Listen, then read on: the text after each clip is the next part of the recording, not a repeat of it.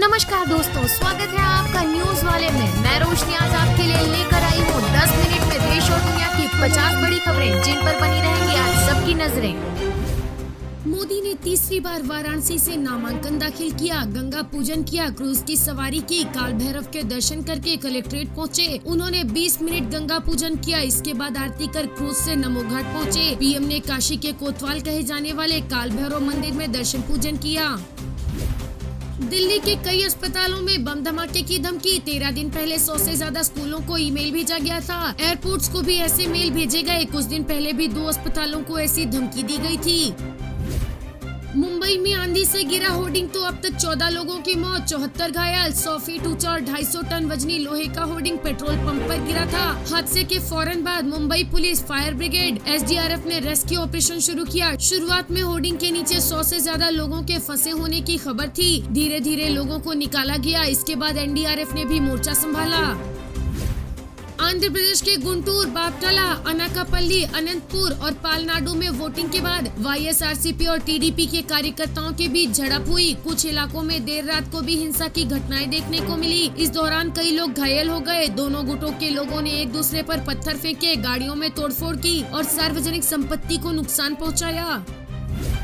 कांग्रेस अध्यक्ष मल्लिकार्जुन खड़गे के बीजेपी देश को गुलाम बना देगी वाले बयान पर रवि किशन ने कहा, इससे पता चलता है कि उम्र का कितना असर होता है। इंसान जब बूढ़ा हो जाता है तो वो ऐसे ही बोलता है। देश 10 साल से देख रहा है कि राम राज्य में हिंदू और मुसलमान सब खुश हैं, हम चांद पर पहुंच गए हैं और वो ऐसा बोल रहे हैं। खड़गे साहब, आपको तुरंत आराम की जरूरत है। हिमालय पर एक जगह है, मैं आपको उस गुफा के बारे में बता दूंगा और आप वहाँ चले जाइएगा। आपको वहाँ जाने की आवश्यकता है। वहाँ कैसे पहुँचना है इसका पता मैं भेज दूंगा। कांग्रेस अध्यक्ष मल्लिकार्जुन खड़गे ने कहा, अगर इस बार प्रधानमंत्री नरेंद्र मोदी जीतते हैं तो भविष्य में चुनाव नहीं होंगे। देश का संविधान, लोकतंत्र और लोक खतरे में है। अगर आपके पास मौलिक अधिकार नहीं होंगे तो आप गुलाम बन जाएंगे। आपने हेमंत सोरेन को गिरफ्तार कर लिया, आप अडानी अंबानी को गिरफ्तार क्यों नहीं करते? अगर विपक्षी गठबंधन सत्ता में आता है तो भाजपा सरकार द्वारा गिरफ्तार किए गए इंडिया ब्लॉक के सभी नेताओं को रिहा कर दिया जाएगा।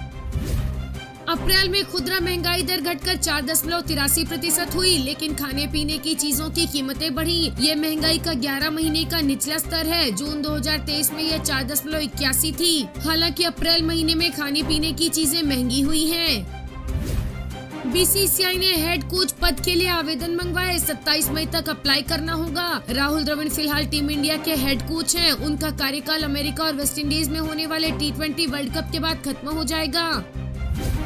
स्कूलों को बम से उड़ाने की धमकी, मामले में बड़ा खुलासा। एक ही एड्रेस से भेजे गए मेल। दिल्ली और जयपुर के 200 से ज्यादा स्कूलों को धमकी के बाद अब उत्तर प्रदेश की राजधानी लखनऊ के स्कूलों को भी बम से उड़ाने की धमकी मिली। बम की धमकी वाला मेल मिलने के बाद स्कूल प्रशासन तुरंत हरकत में आ गया और स्कूलों की छुट्टी कर दी। सूचना मिलते ही पुलिस प्रशासन भी जाँच में जुट गया, लेकिन स्कूलों के पूरे परिसर की चेकिंग के बाद भी कुछ संदिग्ध नहीं मिला।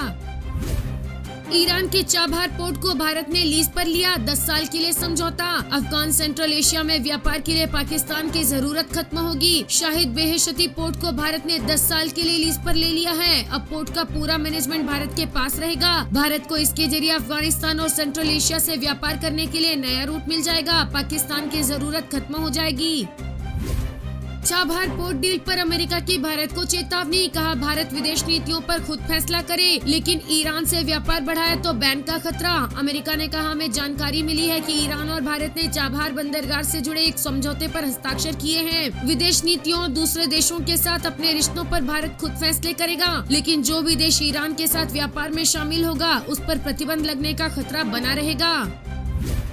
अशोक गहलोत ने एक बार फिर सीएम अरविंद केजरीवाल के मसले पर बीजेपी को घेरा। उन्होंने कहा, सुप्रीम कोर्ट ने एक मुख्यमंत्री को प्रचार करने के लिए जमानत दे दी है। आप कल्पना कर सकते हैं कि इतना बड़ा फैसला कैसे लिया गया। अरविंद केजरीवाल एक राजनीतिक दल के प्रमुख हैं, यहाँ तक कि उनके खिलाफ आरोप भी तय नहीं किए गए हैं। उनके खिलाफ कोई सबूत नहीं है। या तो आप उन्हें पहले गिरफ्तार करते या चुनाव के बाद। विपक्ष के खिलाफ एक के बाद एक की गई इस तरह की कार्रवाइयों की वजह से आज बीजेपी की स्थिति खराब हो गई है।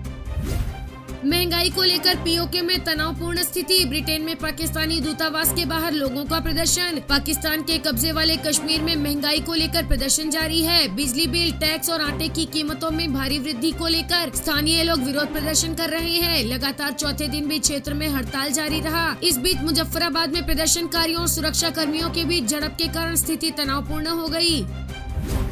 केजरीवाल बोले, इंडिया जीता तो दूसरे दिन जेल से लौट आऊंगा। उन्होंने आरोप लगाया कि जेल प्रवास के दौरान मुझे तोड़ने और अपमानित करने की कोशिश की गई। अब लोग इस बात की शर्त लगा रहे हैं कि भाजपा की 250 सीटें आएंगी या नहीं। पीएम मोदी ने कहा, मुझे माँ गंगा ने यहाँ बुलाया है, माँ गंगा ने मुझे गोद लिया है। पीएम ने कहा, माँ के निधन के बाद ही गंगा ही मेरी माँ है। 10 साल पहले यहाँ प्रतिनिधि बनने के लिए आया था। 10 साल में उन नागरिकों और काशी वासियों ने देखते ही देखते मुझे बनारसिया बना दिया है। लोगों के प्यार को देखकर मुझे लगता है कि मेरी जिम्मेदारी और दायित्व रोज बढ़ रहा है। हर काम को परमात्मा की पूजा समझकर करता हूँ। जनता जनार्दन को ईश्वर का रूप मानता हूँ। गंगोत्री धाम में तीर्थ पुरोहितों के बाद व्यापार मंडल गंगोत्री के व्यापारियों ने भी शासन प्रशासन के खिलाफ प्रदर्शन शुरू कर दिया। आक्रोशित गंगोत्री धाम के व्यापारियों ने पूरा बाजार बंद करवा दिया। व्यापार मंडल ने कहा, प्रशासन रात्रि में यात्री भेज रहा, उस समय उन्हें कोई सुविधा नहीं मिल पा रही, इसलिए जब तक स्थिति नहीं सुधरती है तब तक बाजार बंद रहेगा।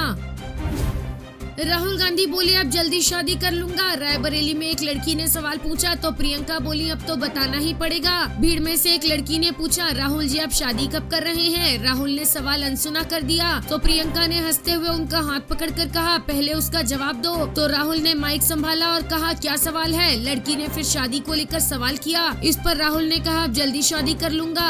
आपको हमारा वीडियो पसंद आया हो तो लाइक, शेयर और सब्सक्राइब करना ना भूलें।